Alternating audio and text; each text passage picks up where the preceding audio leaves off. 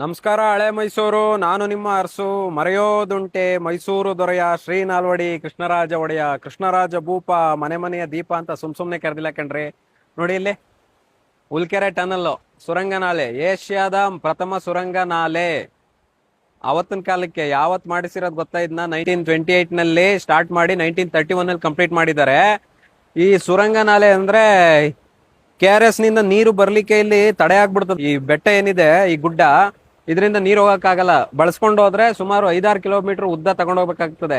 ಅವಾಗ ವಿಶ್ವೇಶ್ವರಯ್ಯ ಅವ್ರು already retired ಆಗಿ ಮನೇಲಿ ಇರ್ತಾರೆ. ವಿಶ್ವೇಶ್ವರಯ್ಯ ಅವ್ರ ಕೈಯಲ್ಲಿ ಪ್ಲಾನ್ ಹಾಕ್ಸಿ ಅವಾಗಿನ ದಿವಾನ್ರಾಗಿದ್ದಂತ ಮಿರ್ಜಾ ಇಸ್ಮಾಯಿಲ್ ಅವರ ಕೈಯಲ್ಲಿ ಈ ಒಂದು ಸುರಂಗ ನಾಲೆಯನ್ನ ಮಾಡಿಸ್ತಾರೆ. ಇದಕ್ಕೋಸ್ಕರ ಅಫ್ಘಾನಿಸ್ತಾನದಿಂದ ಕೆಲಸದಾಳುಗಳನ್ನ ಕರ್ಕೊಂಡ್ ಬರ್ತಾರೆ. ಇಂಡಿಯಾ ಅಲ್ಲ, ಅಫ್ಘಾನಿಸ್ತಾನದಿಂದ ಕೆಲಸದಾಳುಗಳನ್ನ ಕರ್ಕೊಂಡ್ಬಂದು ಡೈಲಿ ಅವರಿಗೆ ₹1 ಕೂಲಿ ಕೊಟ್ಟು ಅವ್ರಿಗೆ ಇಲ್ಲೇ ಇರಕ್ಕೆ ವ್ಯವಸ್ಥೆ ಮಾಡಿ ಈ ಒಂದು ಸುರಂಗ ನಾಲೆಯನ್ನು ತೋರಿಸ್ತದೆ.